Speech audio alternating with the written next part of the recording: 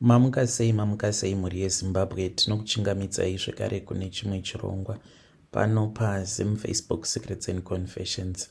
Tadzoka zvekare nemamwe mamessages. Rekedzai tibva tapinda mumamessages edu atidzoka takakubatirai. Message yedu yekutanga yakamira sekudai so: hanzi makadi zvenyu mukoma, ndinokumbirawo kuti munge muchindiposterawo nyaya yangu. Ininiwo ndiri mudzimai uye zvekare ndiri kurarama ndiri kuno kumhiri kwemakungwa. Zita rangu muchanditi Tendai. I was 24 when my world was shattered. Mainge muri mugore ra2007. Gore iroro ndakarwadziwa, mufunge zvenyu mukoma. Murume wangu akatsakatika muaccident between Harare Bulawayo Road.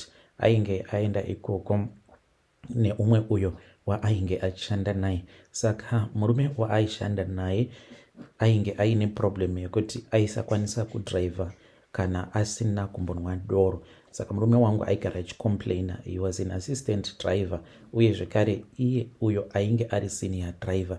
Dambudziko rainge riripo nderekuti kunyange murume wangu ainge achigona kudriver, asi uyo ainge ari hama yemurungu. Saka aisatoda kutoti murume wangu anga achitombodriver zvachose, kunyange akanzi adhakwa zvakaita sei, aida kungoramba achingodriver. Unfortunately zvakaitika mufunge zvenyu mukoma Nashe.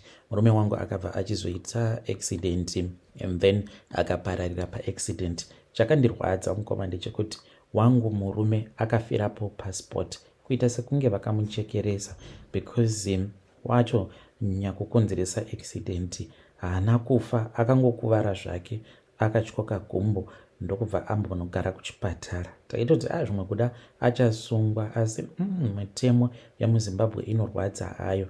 Haana kana kumbogara akasungwa. I think kuti pakashanda mari apa. Murume wangu haasiri ega akafira pasport because motikari iyo yavakaita accident nayo, driver neumwe passenger vari vaviri vakafa, but hakuna munhu akambosungwa. Yakangonzi accident but I think kuti pakashanda mari.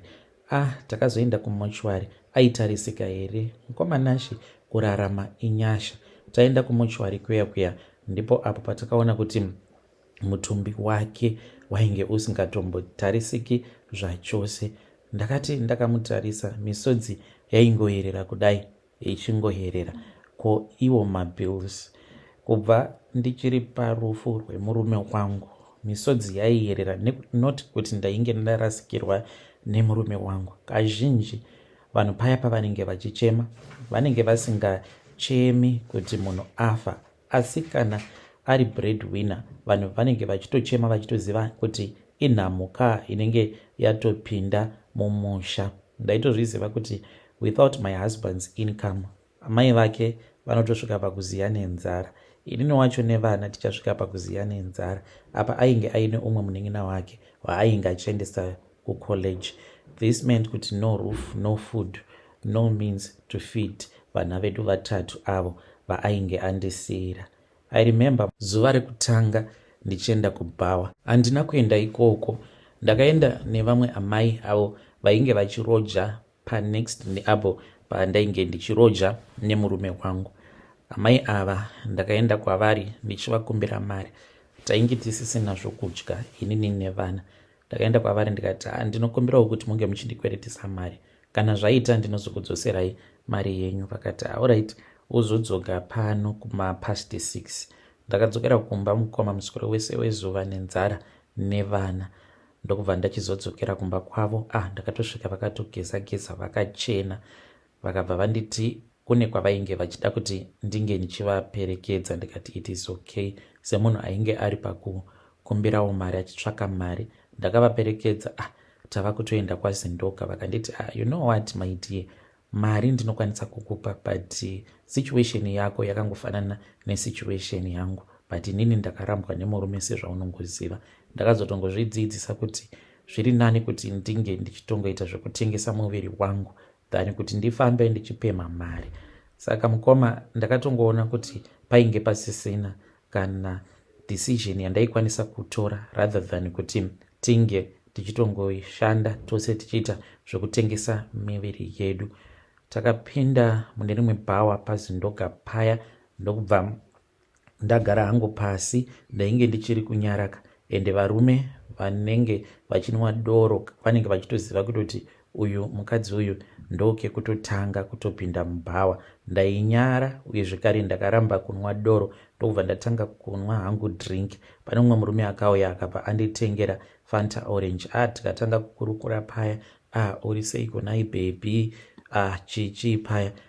Ndava kutotanga kutopfimbwa ndikati it is okay. Akanditora murume iyeye akanditi ainge achida all night service. Ndakamuti kunyange ainge achida all night service but taifanira kuti tinge tichizoenda nekumba kwangu because iye akati ainge achigara ari ega sebachura, aida kuti tinge tichizonozviitira kumba kwake. Ndikati vana vangu vainge vasina zvokudya. Takadarika nepane chimwe chitakshop tikatenga hedu zvokudya. Ndiye akatonditengera akanditi ndoda kukubatsira baby, sezvo ndainge ndamuudzawo kuti it was my first time kutopindawo mubhawa. Akanditengera magroceries ndokubva tachizonomasiya kumba, then ndokubva tachizoenda kumba kwake usiku hwose tikarara tose. Then after that akabva achizondibhadhara. Mangwana makuseni ndakamukira kuda, it was somewhere kuma5:30 pandakamukira makuseni ndo pandakabva ndachizodzokera hangu kumba. Ndainge ndongoraramawo chilife ichocho chekuti vanhu vainge vasingatozvizivi kuti mari ndinoiwana kupi. Over the next months ndainge ndava kutozivikanwa pazindoga kutoti iri ratova hure remubhawa. Ndainge ndava kusatombonyara, ndaitoziva kuti chii chinonzi kukwezva murume, kungogegedzera uye zvekare nekutotamba chaiko kuri kukwezva varume. Then there was this other day pakasvika umwe murume uyo ainge aine BMW yake.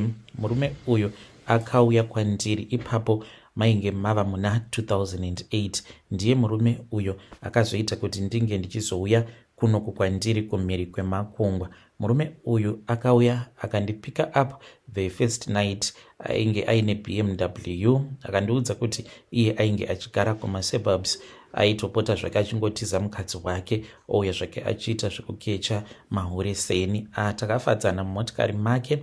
Then he came back musi pa uyo waakazondipika up achiti ainge achida kuti ndinge ndichienda naye kumba kwake. Ainge achidriva imwe Benz yeblack, akapfeka suit yeblack.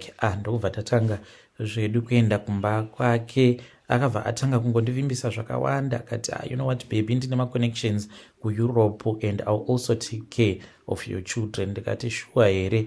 Ndaingoti zvimwe kuda dzainge dzingoriwo nyaya. Tasvika kuya kumba kwake mukoma, ndakaona chimwe chinhu chandisina kukwanisa kunzwisisa kuti chainge chiri chii chainge chakagara pamusoro peroof. Maybe that was my warning. Ndakaona chinhu ichocho chainge chakaita kunge zizizi rainge rakakura kwazvo but chichita sekunge chimwe chimhuka chandisingakwanise kurondedzera. Takapinda hedu mumba make tikaenda kubedroom but I never felt comfortable being in his house. But nekuda kwekuti ndainge ndichida mari takararako kumba kwake. Then another night akaenda neni kuguest house apo paakazonditi ainge achida kundibatsira. Saka nekufamba kwenguva mukomanashi akanditi aida kundigadzirirawo mapapers ekuti ndinge ndichizouya kunoku kuEurope nevana vangu. But akati before ndisati ndaitirwa process yacho yose pane mapapers andaifanira kuti ndinge ndichizosaina. Ainge asingade kundibudira pachena kuti ndaifanira kuti ndinge ndichisaina mapapers zvichizoita sei kumberi. Ndakazongosaina mapapers aya nevana vangu mukoma. Tatogadzirirwa mapapers edu. Then we flew from South Africa tukabva tachizouya kunoku kumhiri kwemakungwa. But ndauya kuno handina kugara nguva yakareba muno munyika mandiri. Ndakauya ndikazotorwa nevamwe varungu. Ndaisatozviziva kuti kutori nevarungu masatanist, and vanhu vazhinji they will never believe kuti vatoriko varungu vanenge vatori masatanist. Vakangouya pamba pandainge ndichigara apa ndainge ndisikatozivi kuti ari kundibhadharira rent ndiani. Ndikabva ndachizonzi ndaifanira kuti ndinge ndichienda kuFrance. vana ndikanzi ndaifanira kuti ndige ndichizovasiya. Ndakatovasiya vana ava. I don't know mukoma, zvimwe kuda vana vangu vakatosara vachitoitiswa marituals, masatanic rituals. Saka ndakavasiya nomwe mukadzi murungu. Inini kwava kutorwa ndikabva ndachizoendeswa kuFrance in Paris, ndokwandakagara ikoko. And then I was taken to this other hotel. Ndakangonzi I'll be treatment at a certain clinic. Ndizvo zvainge zvakanyorwa pabepa, but contract racho handina kana kumbogara ndakariverenga. Then there was another night apo pakazounzwa coffin. Varungu vaviri noumwewo muGhanaian ndiye ainge akatakura coffin racho iroro.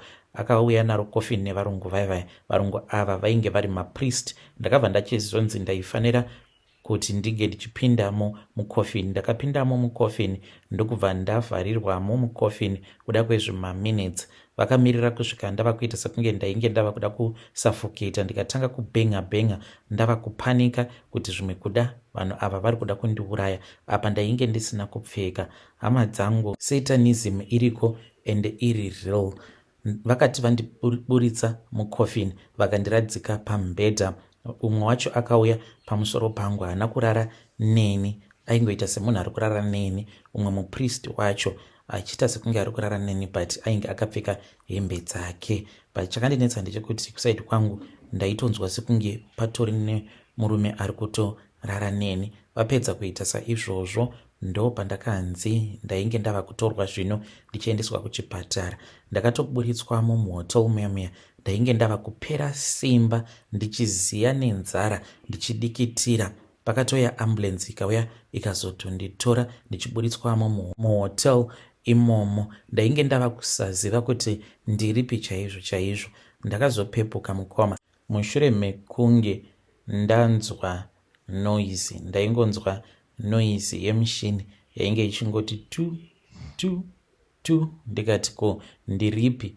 Pandakazovhura maziso ndo pandakabva ndachizoona kuti ndainge ndiri muchipatara. Ko pain yandainzwa mukoma, ndaisakwanisa kana kumova any part of my body ndichinzwa rime zipain. Pakabva pachizouya vamwe nesi havana kana kutaura neni. Ndakatoti how are you, where am I, are my kids okay? Haana kana kumbondipindura mukadzi iyeye mukomanashi. Ndakazongotorwa ndikaburitswamo muchipatara. Ichocho chairatidza kuti chainge chiri chipatara chehurumende. Ndobva ndachizoendeswa kune imwe private clinic yandainge ndisingazivi kuti yainge iripi. Nanhasi uno mukoma handizivi kuti ndakaitwa operation kuchipatara chipi, uye zvekare kwandakazoendeswa for a recovery ndakaendeswa kupi. I really do not even know. Ndakabatikana ndichiudzwa kuti the choice was mine. Chibereko ndainge ndakatengesa, uye zvekare ndikabva ndachizopiwa visa ndikanzi I can start my life again munomo muEurope, or they can cancel everything and I can return back to Zim. It was a choice mukoma that I took ndikanyarara. Then I started going to work, uye zvekare I started going to school, and I achieved a lot kunoku kuEurope. My regrets are that I am not allowed to help any of my relatives. Ndine hama dzangu idzo dzinotoshuvirawo kuuya kunoku. Dzimwe shamwari dzakazotongouyawo kunoku. Vazhinji vandai-ignore apo pavainge vachiti vanoda kubetserwa neni. Ndakanzi mari dzangu imari dzandinofanira kuti ndige ndichizvidyira ndega, uye vabereki vangu havana kana chavakabenefita pandiri mukoma. Kuuya kwandakaita kunoku, it was just for me and my kids. Dai kwanga kuri kunzi vana vangu mukoma vana vekuti vane ramangwana rakanaka. Aiwa, ndaikwanisa kuti it was a sacrifice that I did for my kids, but now ndava kushaya kuziva kuti saka chandakafira chii, chandakatengesera chibereko changu chii, because vana vangu ava sezvandakuudzai kuti pandakavasiya kuno kunyika kwandigere ndichiendeswa kuFrance for that operation, vana ava vanenge vakazosara vachiitwa abuse nemukadzi iyeye murungu, because vana vangu vanoratidza kuti pane zvakaitika kwavari when they were still very young. Ipapo pandakavasiya vane imwe trauma, vanogara vachingofunduka zvisingaite saka kunoku vana vangu vanotonzi ivo they have a mental disability. Dzimwe nguva vanokwanisa kungozvicheka nemarazor blade, ndo mamwe maaddiction avainawo. Saka I am regretting a lot. Vana ava havana kana chavanokwanisa kuita in life, they are mentally unstable. Handichatoziviwo kuti ndoita sei navo vana ava. Ndainge ndichida kumbodzokera kuZimbabwe navo vana ava ndinotsvaka n'anga yekuti inokwanisa kundibatsira indiudzewo kuti chii chakaitika kwavari vana ava. Asi all my hopes were lost mushure mekunge ndaenda pane imwe channel hombe ndisingadi hangu kuitaura nezita, ndikakumbira mafone numbers mukoma awo andakatotengeserwa mafone numbers acho nemari yakawanda. Ndikati mari iyi yandabhadhara zvinoreva kuti n'anga yacho inokwanisa kundibatsira. Ndapiwa mafone numbers, ndataura nen'anga iya imwe inotozivikanwa nemukurumbira. Mukomana achi ndakatumidzira mari yainge ichikwana iyo kuita 2000 pounds. Ndikanzi ndo yainge iri mari yedare. Ndakarwadziwa ndava kutaura zvekare neimwe n'anga iyo yandakazongowanawo paFacebook, ikanditi hakuna dare re2000 pound. Dare rinotangira pa20, 25, 30 kunosvikawo pa$50 ndo mari dzematare idzodzo. Asi ndakabhadhariswa 2000 pounds mukoma. Saka mushure mekunge ndaona kuti ndatobhadhariswa mari yakawanda yedare, ndo pandakabva ndachizongosiyana nazvo. Handizivi kuti sekuru ivavo vanobatsira zvechokwadi here, but ndakangoona kuti sezvo ndainge ndabhadhariswa 2000 pounds nechekare, which means kuti kuzondibatsira nekuzobatsira vana vangu ndinenge ndava kutoshandira hangu ivo, ndo zvakazongondinetesa izvozvo. So handizivi kana kuine munhu wamunoziva anokwanisa kundibatsira, because as for now chandava kuda kungorwirawo upenyu hwevana vangu. Seuyo mukomana ndanga ndichida kuti ange achikwanisa kuzoitawo mhuri yake, zita rababa vake risazongorova. Zvino mwana wekuti he is very unstable mentally, sometimes violent, anotomboenda otombonogara kupsychiatric ward, and ipapo anenge asingakwanise kutaura, anozongoti pano nepapo otanga kufemereka achikuma kuita sebhuru, obva angoti kune vanhu vari kuuya vari kundiudza kuti ndiuraye vanhu. It is very scary mukoma zvinenge zvichiitika kuvana vangu. Ndinototya kuti zvimwe kuda mwana wangu achazoita sezviya zvinoita vamwe vanongoenda kana mumall obva vatonopfuura vanhu. I am scared kuti zvose izvo zvaanotaura mushure mekunge ava possessed achiti kune vanhu vari kunditi ndiuraye vanhu vakawanda. I am scared kuti ndo zvichazoita mwana wangu. Saka I prefer kuti agare hake ari kupsychiatric ward, because ndinotya kuti anozopara mhosva. I am regretting zvandakaita.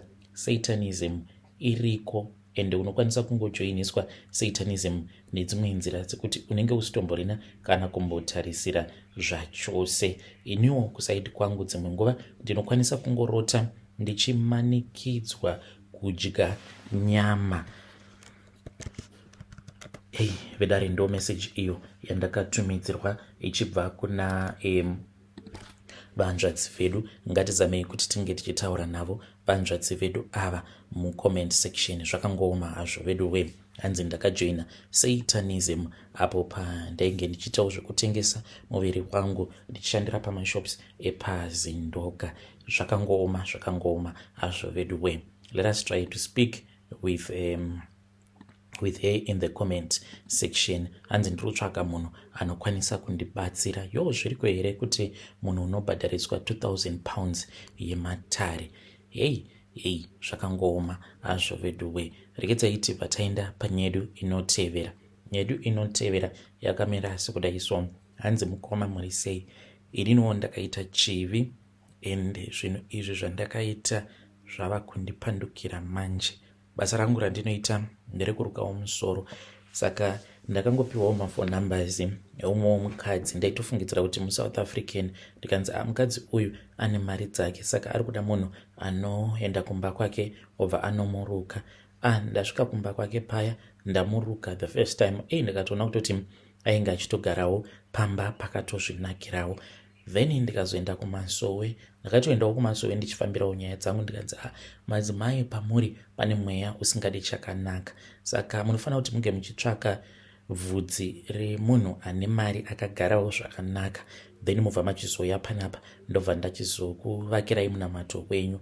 Koma ndiye mukadzi wandakangofunga. The next time pandakaenda kumba kwake ndichinomuruka, ndakazongomugera zvishoma kugotsi uku, ndikatora vhudzi rake ndikangoisa muhomwe ndikazoenda naro vhudzi iroro kuna madzibaba vakandivakira munamato. Zvinhu zvangu zvikatotanga kutoendeka, but I regret zvinhu izvozvo zvandakaita because ndine murume uyo wandiri kurota. Kuda ndiwo mudzimu wacho here, but murume uyo anouya kwandiri anenge ari giant achiti, iwe nguva yako yekuti ndinge ndichitanga kunetsana newe yakwana. Ndikuda kuti unge uchidzokera kune munhu wako wakakanganisa muzukuru wangu kaiwe, wakamukanganisira upenyu hwake. Dzokera kune munhu akakubatsira, umuudze kuti ange achigadzirisa pose apo paakakanganisira muzukuru wangu, ende muchandiripa hamusati mati. Saka ndoupedza ndinogara ndichirota like kuswera nezuro mukoma. Murume wangu akazotondibvunza kuti kochi ndamuka ndichitakuridza mhere. It was somewhere kuma 3 am. Ndakarota mukoma ndiri kune imwe nyika kwairatidza kuti kwainge kuine vanhu vakararama kudhara. Ndakagariswa padare, ndakaita sekunge ndainge ndiri musungwa. Uye zvekare chakandinetsa ndechekuti hama dzangu dzakasofa kudhara dzainge dziripo dzakagara dzakaita sekunge vasungwa, seni tainge tichitongwa tose sedzinza, but ainge achititonga tainge tisingakwanisi kumuona nekuti ainge akawandiswa negore. Zvino ndakabva ndachizonzi mutongo wangu ndiri kutongerwa rufu kana kutongerwa kupenga. Ndikanzi chisarudza, ndo pandakabva ndachizoti ndinosarudza hangu kufa.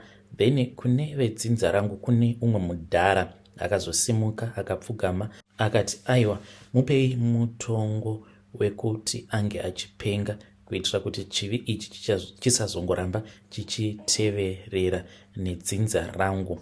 Ndikabva ndamuka mukomanashi ndava kupenga. Ndakamuka ndichiridza mhere because ndainge ndichitofamba mustreet ndisina kupfeka, ndichitozviona kuti apa ndava kupenga. Murume wangu handina kukwanisa kumuudza. Iye akangoona tava kutanga kungoita mari tichibudirira. Haatozvizivi kuti mumba ndine kamwe kabhodhoro kane mafuta elaki uye zvekare kane vhudzi rake mukadzi iye uyo ainge ambori kastoma yangu. Ndozvandakaita izvi. Vedare ndo meseji iyo yandakatumidzirwa ichibva kuna vanzvadzi vedu avo. Zvazvakangooma hazvo vedu we. Ngatizamei kuti tinge tichitaura navo vanzvadzi vedu ava mucomment section. Strange things indeed they do happen in this world.